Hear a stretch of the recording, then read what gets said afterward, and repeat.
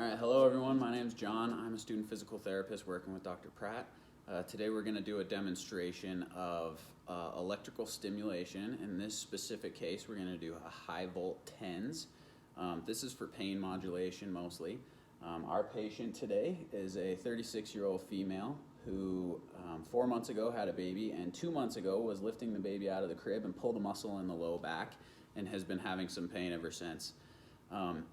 So the main reasons we would want to use electrical stimulation are to prevent atrophy if they've had a period of not being able to move around or anything like that. It can also reduce or prevent edema or swelling. It is good for muscle contraction and muscle strengthening, but as I mentioned earlier, the main reason that we're going to use it today is for pain modulation. Our patient is at about a 6 out of 10 after completing physical therapy today, so is making some progress, but still pretty uncomfortable right now.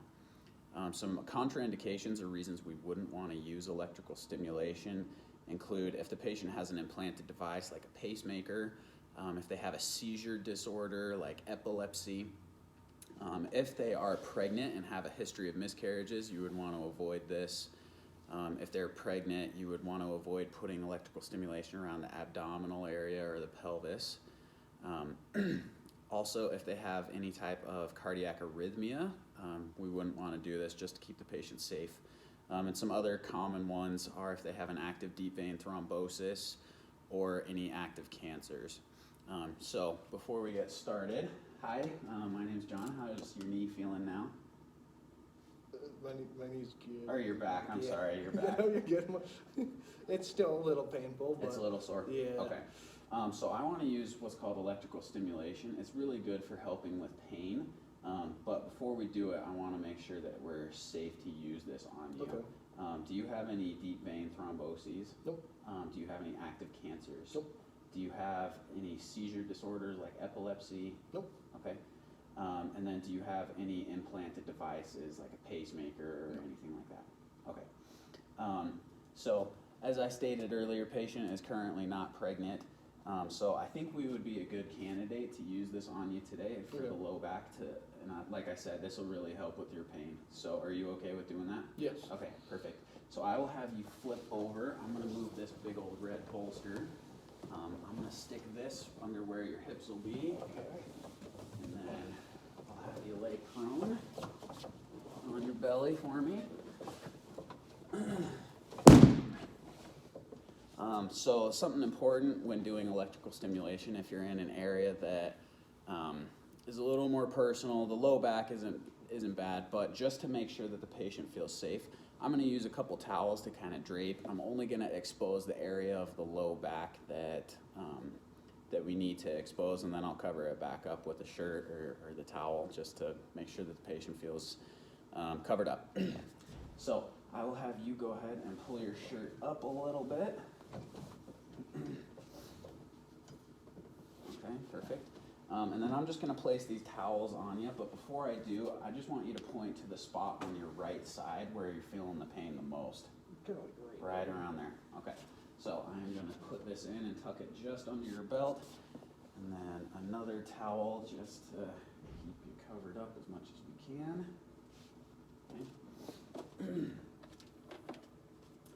So I already have the channels plugged into the leads here. Since it's mostly on one side, I'm just going to go above and below it. And since we're using a biphasic high rate pulse current, we can use just the one channel. So I'm going to go ahead and put these on. These can be a little bit cold, so sorry about that. And then before you do it, I just saw the patient scratching the back. You want to check the skin for any type of like rash or blistering or anything like that, just to make sure. It's pretty rare, but this can have an effect on the skin, so you want to check before and after just to make sure that the patient didn't have any type of adverse reaction. Okay, so it looks pretty good. Have you had any recent hemorrhage or infection in this area? No. Okay, perfect. So we'll go ahead and set this up here. Oh, that's cold. Sorry, it's a little cold. Okay.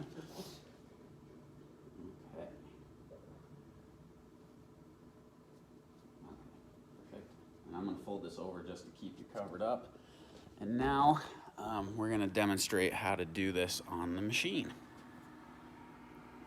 Okay, so as I stated, we're gonna do a biphasic current.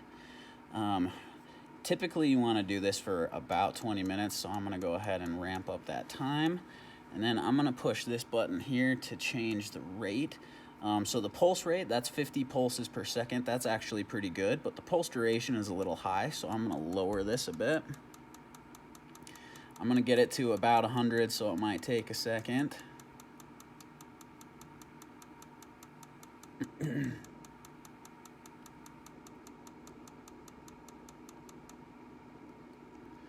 Okay, so usually it'll stop about partway through and then you can get it the rest of the way. So the ramp up time is really just the very beginning when the patient will feel that. I want to do a 10 to 30, so it'll be on 10 seconds and then off for about 30, and then it'll keep doing the buzzing sensation that we want. So then coming back over here, I'll push the start button. Okay, so as we do this, it should feel pretty nice. It shouldn't cause any sort of contraction or muscle twitching or anything like that. If it does, let me know. We need to adjust the machine a little bit. Okay. But again, just pay attention to it. It should be pretty relaxing, okay? Okay. So we are doing this in a setting where it's gonna cause gate control pain theory. So it'll help a lot while we're doing the treatment and then for a little bit afterwards as well. So I will go ahead and start ramping up the intensity, and you tell me when you start to feel like a comfortable buzz, but again, no twitching, no muscle contraction, okay? Okay.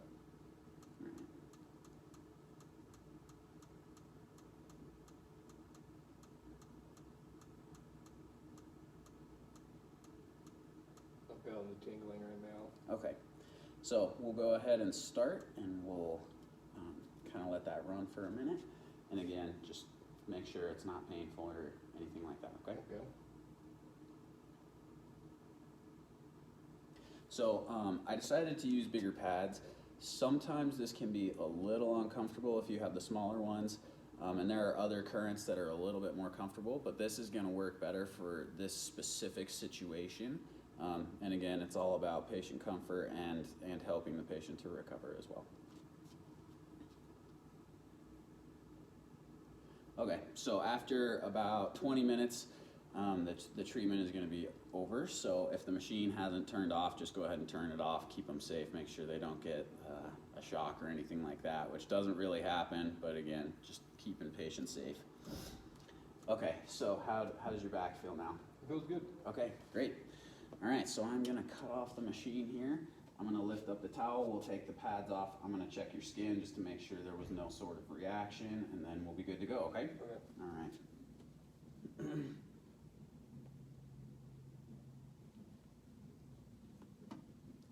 Okay, so the skin looks good. I don't see any redness or any type of blistering or anything.